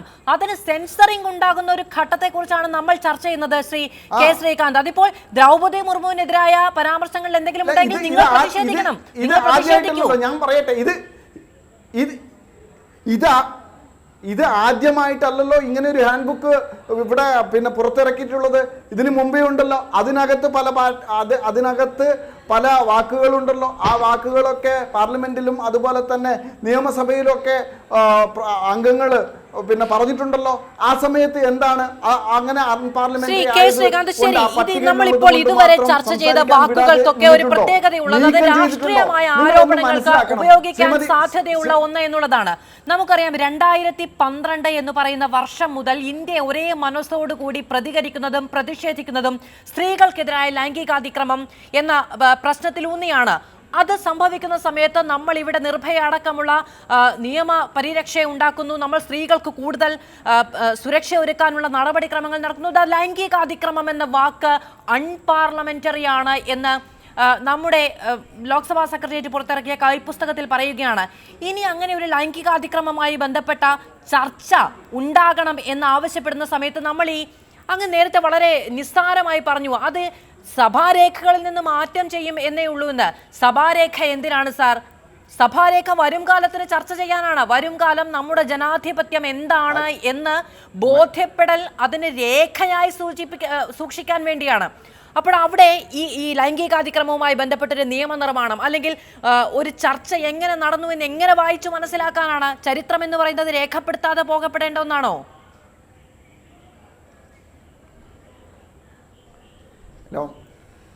മാഡം ഒന്ന് മനസ്സിലാക്കുക, ഈ ഹാൻഡ് ബുക്കിൽ ഇന്ന പദങ്ങളൊന്നും ഇനി ഉപയോഗിക്കരുത് എന്നാണ് അതിൽ പറഞ്ഞിരിക്കുന്നത്? അല്ലല്ലോ. നമ്മൾ അതെന്തിനാണ് ഇങ്ങനെ ദുർവ്യാഖ്യാനം ചെയ്യുന്നത്? ശരി ശരി, അങ്ങ് പ്രാഥമികമായി ഉന്നയിക്കുന്ന ഒരു വാദമാണ്. അപ്പോൾ എന്താണ് സാർ ഈ അൺപാർലമെന്ററി? എന്തിനാണ് ആ ഹാൻഡ് ബുക്ക്? ഈ ഹാൻഡ് ബുക്ക് നേരത്തെ ഇന്ത്യയിൽ ഇന്നലെ വരെ വിവിധ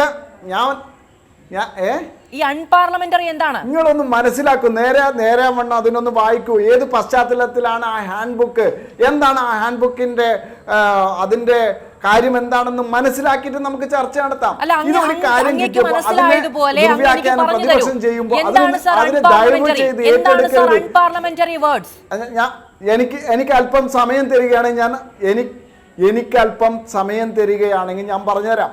അതായത് ഞാൻ നേരത്തെ പറഞ്ഞു, വീണ്ടും ആവർത്തിക്കുകയാണ്. കഴിഞ്ഞ ദിവസത്തെ ചർച്ചയിൽ BJP പ്രതിനിധികളൊക്കെ തന്നെ എല്ലാ ചാനലുകളിലും ഇത് ആവർത്തിച്ചു പറഞ്ഞു. ഇതിനകത്ത് ഇത് പുതിയതായിട്ടൊന്നും വന്നതല്ല, പുതിയതായിട്ടൊന്നും ഉണ്ടാക്കിയതല്ല. ഒരു സമഗ്രമായിട്ടുള്ള പട്ടിക, ചുരുക്കി പറയുന്നുണ്ട് ഇങ്ങനെ സമഗ്രമായിട്ടുള്ള പട്ടിക.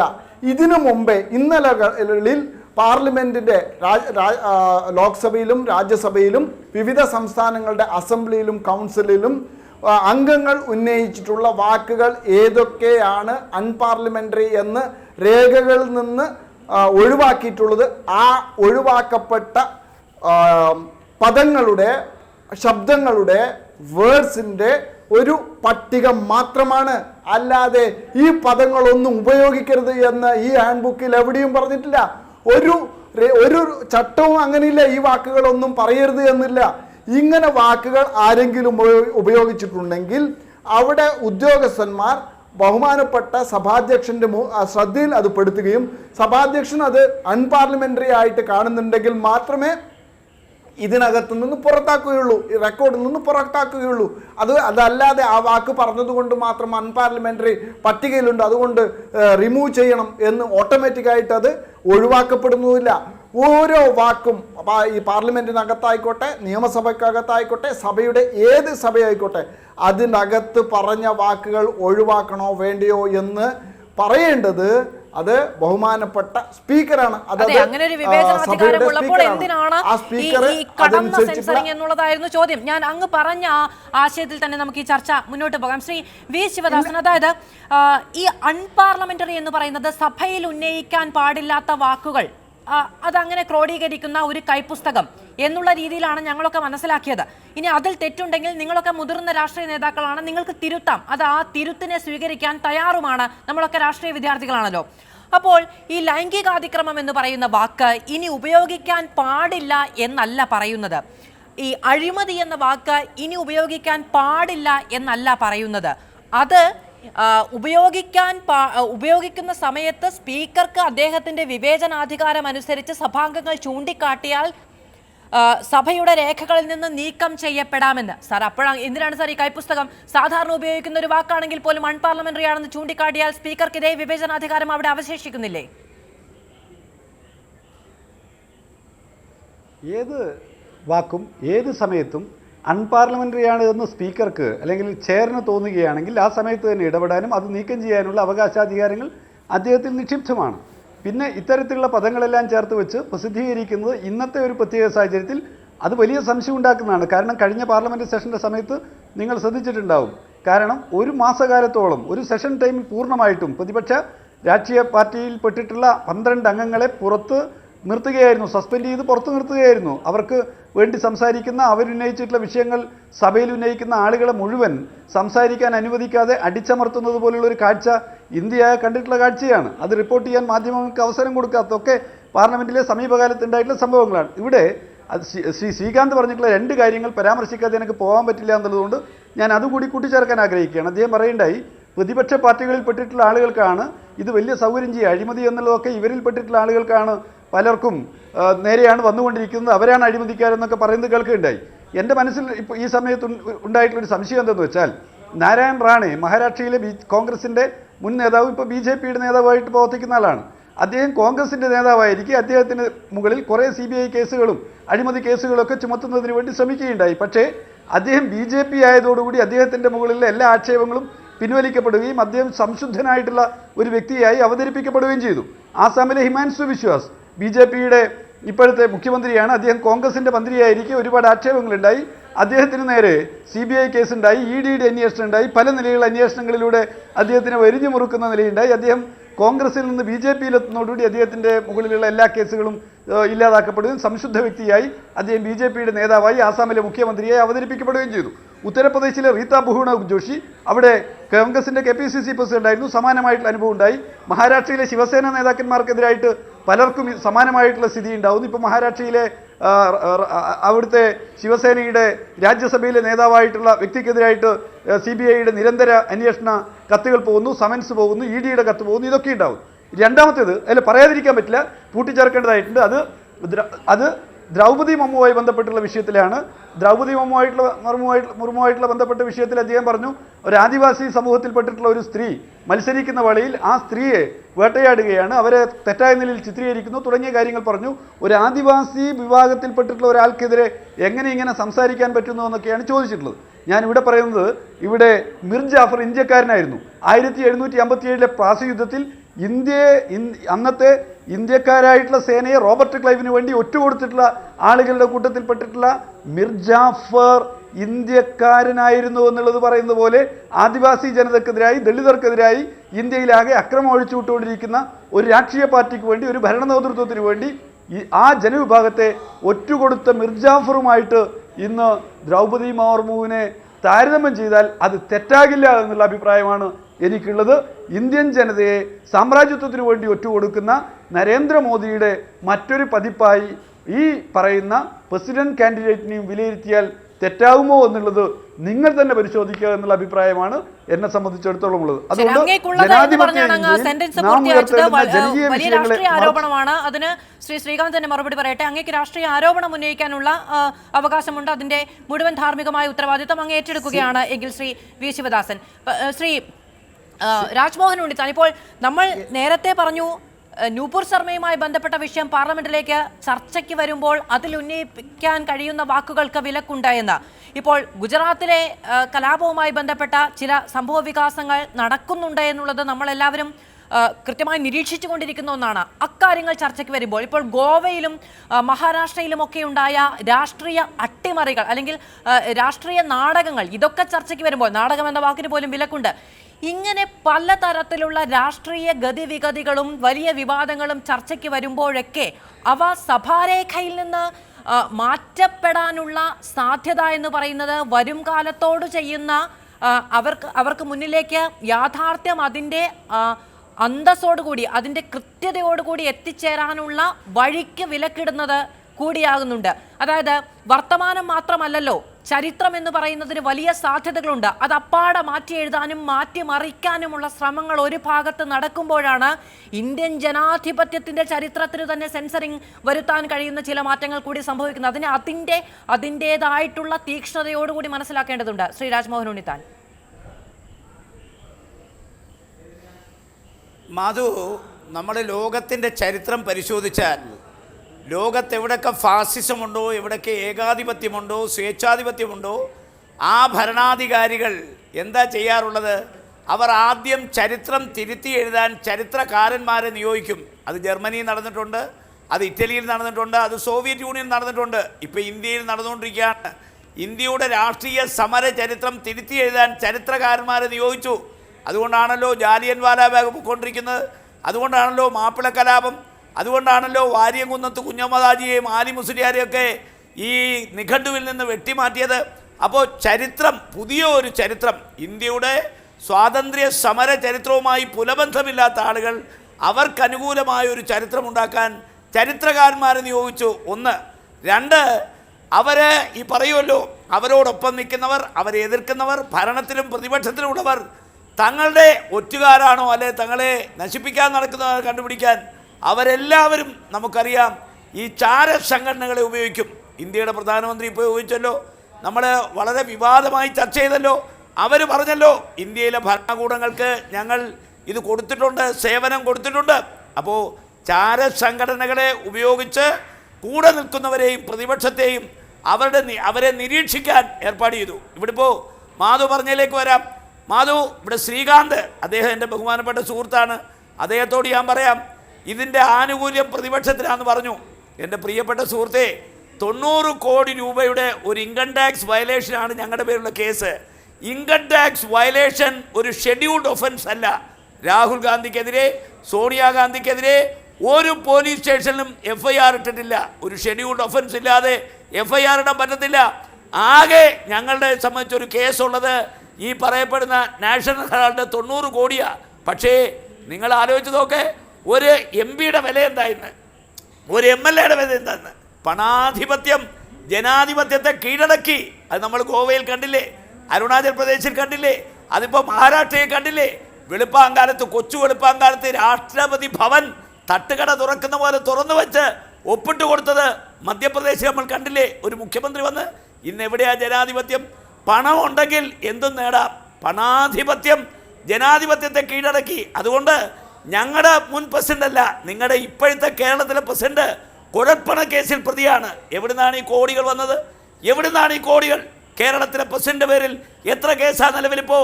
പണം, കുഴൽപ്പണം കൊണ്ടുവന്ന് ഒരു സ്ഥാനാർത്ഥിയെ മാറ്റാൻ അവർക്ക് കാശ് കൊടുത്തതായി സ്ഥാനാർത്ഥിയുടെ മൊഴിയുണ്ട്, കേസെടുത്തിരിക്കുക. അപ്പോൾ ആദ്യം നിങ്ങളുടെ പ്രസിഡന്റ്, കേരളത്തിലെ പ്രസിഡന്റ് ഒരു MP ആയിരുന്നെങ്കിൽ ഇപ്പം നിങ്ങൾക്ക് രക്ഷയാകുമായിരുന്നു ഈ പദം. അതുകൊണ്ട് പാർലമെൻറ്റിനകത്ത് ഈ അഴിമതിയുടെ ഗുണം കിട്ടുന്നത് ഞങ്ങൾക്കല്ല, നിങ്ങൾക്കാണ്. കാരണം ഇന്ത്യ മൊത്തം ജനാധിപത്യം നശിപ്പിച്ച് പണം കൊടുത്ത് എന്തും വിലയ്ക്ക് വാങ്ങുന്നു. നിങ്ങളുടെ മുരളീധരൻ 2 ദിവസം മുമ്പ് തിരുവനന്തപുരത്ത് വാർത്താ സമ്മേളനത്തിൽ പറഞ്ഞു. എന്താ പറഞ്ഞത്? ഞങ്ങളുടെ രാഷ്ട്രപതി RSSകാരനാണ്, ഞങ്ങളുടെ പ്രധാനമന്ത്രി RSS ആണ്, ഞങ്ങളുടെ സ്പീക്കർ RSS ആണ്. എന്നാൽ ഇന്ത്യയിലെ ഒരു രാഷ്ട്രപതിയും കോൺഗ്രസ് വെച്ച കോൺഗ്രസ്സുകാരായിരുന്നില്ല. ഇന്ത്യയിലെ രാഷ്ട്രപതിമാർ കോൺഗ്രസ്സായ കസേരയിൽ നിന്ന് ആക്ട് ചെയ്തിട്ടില്ല. പ്രധാനമന്ത്രിമാർ വെച്ചത് കോൺഗ്രസ് ആണെങ്കിലും കോൺഗ്രസിന് വേണ്ടിയല്ല, രാജ്യത്തിന് വേണ്ടിയാ.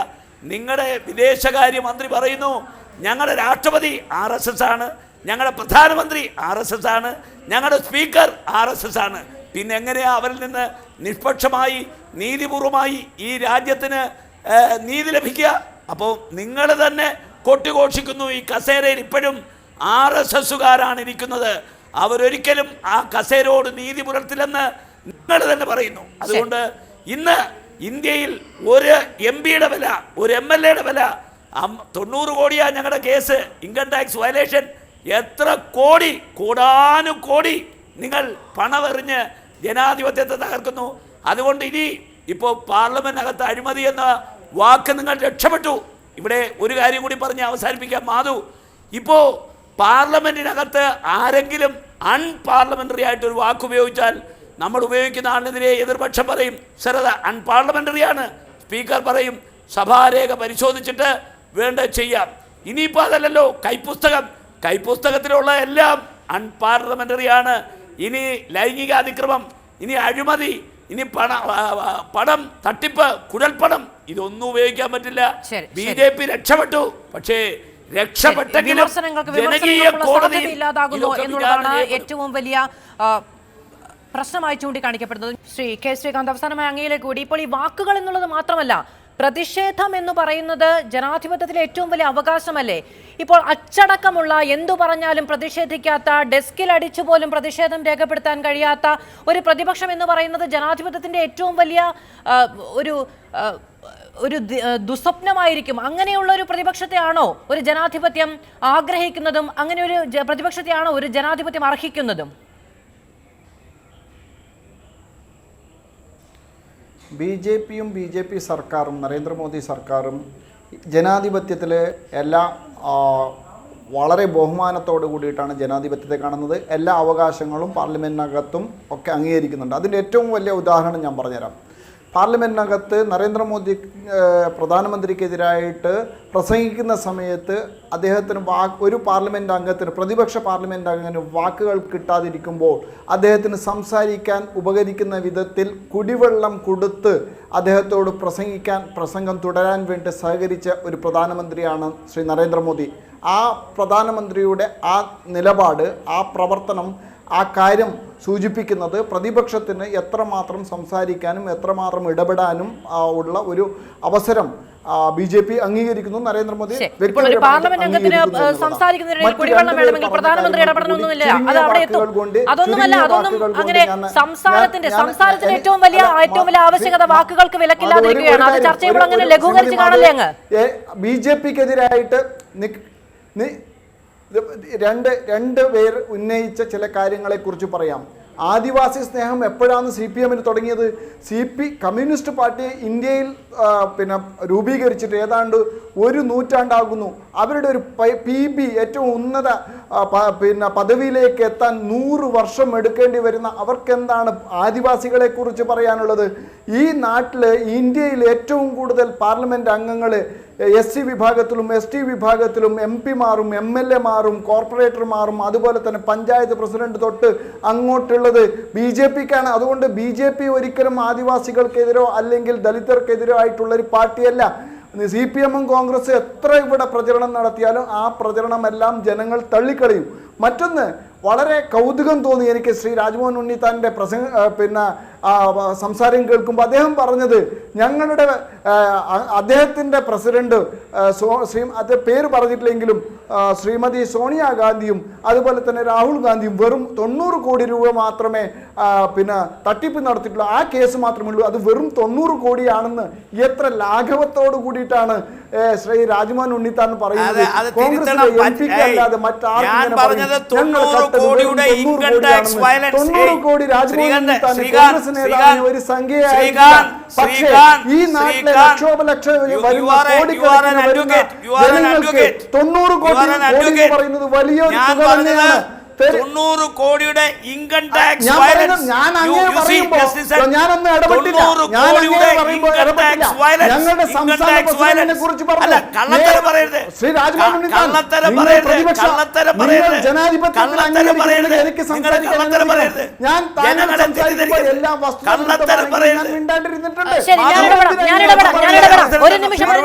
അല്ല, ശ്രീ രാജ്മോഹൻ ഉണ്ണിത്താൻ പറഞ്ഞത് 90 കോടിയുടെ ഇൻകം ടാക്സ് വയലേഷൻ എന്ന് മാത്രമാണ്. 90 കോടിയുടെ ഇൻകം ടാക്സ് വയലേഷൻ എന്ന് തന്നെയാണ് ശ്രീ കെ ശ്രീകാന്ത് പറഞ്ഞത്. ഞാൻ അദ്ദേഹം പറഞ്ഞത് 90 കോടി രൂപ 90 കോടിയുടെ income tax violence is not a scheduled offence. Income tax violence is not a scheduled offence. വലിയ തുകയാണ്. മറ്റൊന്ന് താങ്കൾ പറഞ്ഞു, BJP-യുടെ സംസ്ഥാന പ്രസിഡന്റിനെതിരായിട്ട് പറഞ്ഞു, സംസ്ഥാന പ്രസിഡന്റ്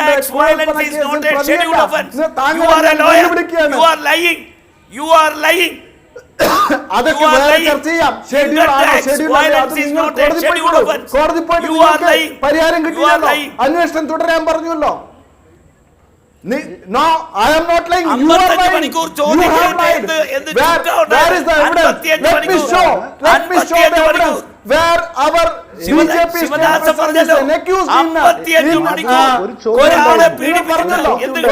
കേസിലെ പ്രതിയാണെന്ന് ഞാൻ അങ്ങേ വെല്ലുവിളിക്കുന്നു. സുരേന്ദ്രൻ, BJP-യുടെ സംസ്ഥാന പ്രസിഡന്റിനെതിരെ ഒരു കുഴൽപ്പണ കേസുമില്ല. അദ്ദേഹത്തിനെതിരെ കേസുണ്ട്. അതൊക്കെ രാഷ്ട്രീയ കേസാണ്. പിന്നെന്താ അദ്ദേഹത്തിനെതിരായിട്ട് ധാരാളം ഇട്ടിട്ടുണ്ട്. അങ്ങനെ കേസുണ്ട്. പക്ഷേ ഒരു കേസും കള്ളക്കേസല്ല. ഈ കുഴൽപ്പണവുമായി ബന്ധപ്പെട്ട് ഒരു കേസും തെരഞ്ഞെടുപ്പുമായി ബന്ധപ്പെട്ട ഒരു കേസുണ്ട്. തെരഞ്ഞെടുപ്പുമായി ബന്ധപ്പെട്ട കേസുണ്ട്. അതിൽ FIR-ഉം ഉണ്ട്. അത് അവിടെ നിൽക്കട്ടെ. അത് പക്ഷേ അതായത് ഈ കേസുകൾ വരുന്ന സമയത്ത് അഴിമതിയുമായി ബന്ധപ്പെട്ട കേസാണെങ്കിലും അത് അംഗീകരിക്കാൻ പറ്റില്ല. അത് BJP-യുടെ സംസ്ഥാന പ്രസിഡന്റിനെതിരായിട്ടുള്ള ഒരു കേസുമില്ല. അല്ല, അദ്ദേഹത്തിനെതിരെ മത്സരിച്ച സ്ഥാനാർത്ഥിയുടെ സ്ഥാനാർത്ഥിത്വം പിൻവലിക്കുന്നതുമായി ബന്ധപ്പെട്ട കേസല്ലേ കെ ശ്രീകാന്ത്? അല്ലേ? അല്ലാതെ ഒന്നുമല്ലല്ലോ അല്ലേ? ഒരു കേസുമില്ല. അദ്ദേഹത്തിനെതിരെ മത്സരിച്ച സ്ഥാനാർത്ഥി, അദ്ദേഹത്തിനെതിരെ അപരനായി മത്സരിച്ച സ്ഥാനാർത്ഥിയുടെ സ്ഥാനാർത്ഥിത്വം പിൻവലിക്കുന്നതുമായി ബന്ധപ്പെട്ട കേസാണല്ലോ അല്ലെ? ആ തിരഞ്ഞെടുപ്പ് കേസിന്റെ ഗതി എങ്ങോട്ടാണ്, അല്ലെങ്കിൽ ആ തിരഞ്ഞെടുപ്പ് കേസിന്റെ സൂചകം എങ്ങനെയാണെന്നൊക്കെ മിനിമം രാഷ്ട്രീയം അറിയുന്നവർക്ക് മനസ്സിലാകുന്നതാണ് ശ്രീ കെ ശ്രീകാന്ത്. അതായത് ഞാൻ ചോദിക്കുന്നതും ഞാൻ ആവർത്തിച്ച് പറയുന്നതും ഇതാണ്, ഇതുപോലുള്ള ആരോപണങ്ങൾ രാഷ്ട്രീയമായി ഉന്നയിക്കാനുള്ള സാധ്യതകൾ ഓരോ രാഷ്ട്രീയ ജീവിക്കും വേണം. അത് നിഷേധിക്കപ്പെടുന്നിടത്ത് ജനാധിപത്യം നിസ്സഹായമായി പോകും. അങ്ങനെ നിസ്സഹായമായി നിൽക്കേണ്ട ജനാധിപത്യമാണോ ഇന്ത്യയുടേത് എന്ന് ചിന്തിക്കേണ്ടത് നമ്മൾ ഓരോരുത്തരുമാണ്, ഓരോ പൗരന്മാരുമാണ്, ഓരോ ജനപ്രതിനിധികളുമാണ്. വളരെയധികം നന്ദി പാനലിസ്റ്റുകൾക്കും പ്രേക്ഷകർക്കും ഈ ചർച്ചയിൽ പങ്കെടുത്തത്.